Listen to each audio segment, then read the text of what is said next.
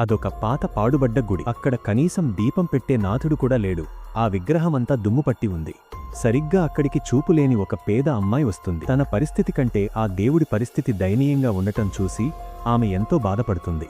అయ్యో, ఈ దేవుడు కూడా నాలాగే ఒంటరిగా ఆకలితో ఉన్నాడేమో అని ఫీలయ్యి తను అడుక్కుని తెచ్చుకున్న కొంచెం ఆహారాన్ని ఎంతో ప్రేమగా శుభ్రం చేసి నైవేద్యంగా పెడుతుంది. ఆమెకు తెలీదు తను మొక్కుతోంది సాక్షాత్తు ఆ సుబ్రహ్మణ్య స్వామికి అని. తనకు గనక చూపు వస్తే కష్టపడి సంపాదించి ఈ గుడిని మళ్లీ నిర్మిస్తానని మొక్కుకుంటుంది. ఆమె స్వచ్ఛమైన మనసుకి స్వామివారు ప్రసన్నమవుతారు. ఆమెకు కేవలం చూపు మాత్రమే కాదు, ఈ ప్రపంచంలో దేన్నైనా చూడగలిగే దివ్యదృష్టిని, అలాగే కర్మఫలాన్ని మార్చే అసాధారణ శక్తులను వరంగా ఇస్తారు.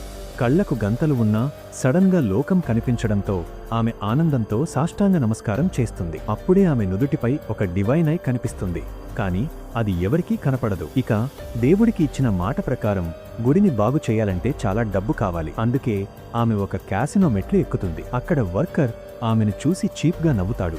కాని ఆమె దగ్గర ఉన్న ఒక వెండి నాణెం చూడగానే వెంటనే మాట మార్చి మర్యాదగా లోపలికి ఆహ్వానిస్తాడు. అక్కడ డైస్ గేమ్ నడుస్తోంది. ఒక అంధురాలు జూదమాడటం చూసి ఓనర్ మనసులో నవ్వుకుంటాడు. ఈమెను ఈజీగా మోసం చేయొచ్చు అనుకుంటాడు. కాని వాడికి తెలీదు కదా ఆమె దగ్గర దివ్య దృష్టి ఉందని. ఆమె తన థర్డ్ ఐతో కప్పు లోపల ఏం జరుగుతుందో ముందే చూసేస్తుంది.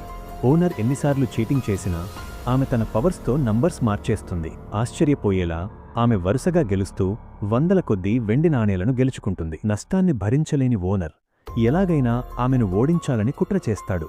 కాని ఆ అమ్మాయి గాలిలోకి విసిరిన పాచికలను తన శక్తులతో మార్చేసి అక్కడ అసలు పాయింట్లే ఉండవు అని చెబుతుంది. తీరా కప్పు తీసి చూస్తే ఆ పాచికలు ప్లెయిన్ వైట్ స్టోన్స్లా మారిపోతాయి. ఓడిపోయిన ఓనర్ కోపంతో ఆమెపై దాడి చేయబోతాడు. సరిగ్గా అప్పుడే ఆ క్యాసినో మెయిన్ బాస్ అయిన ఒక బ్లాక్ గర్ల్ ఎంట్రీ ఇస్తుంది. ఈ అమ్మాయి వెనుక ఏదో శక్తి ఉందని ఆమెకు అర్థమవుతుంది. కాని ఈ చిన్నపిల్ల తన జీవితాన్నే మార్చేయబోతోందని ఆమె అస్సలు ఊహించలేదు. మరి ఆ లేడీ బాస్ నుండి ఆ అమ్మాయి ఎలా తప్పించుకుంది అనేది నెక్స్ట్ పార్ట్లో చూద్దాం. ఇలాంటి మరిన్ని ఇంట్రెస్టింగ్ వీడియోల కోసం కామెంట్ బాక్స్లో డ్రామా అని టైప్ చేయండి. వీడియో నచ్చితే లైక్ చేసి మన ఛానల్ని సబ్స్క్రైబ్ మరియు ఫాలో అవ్వండి.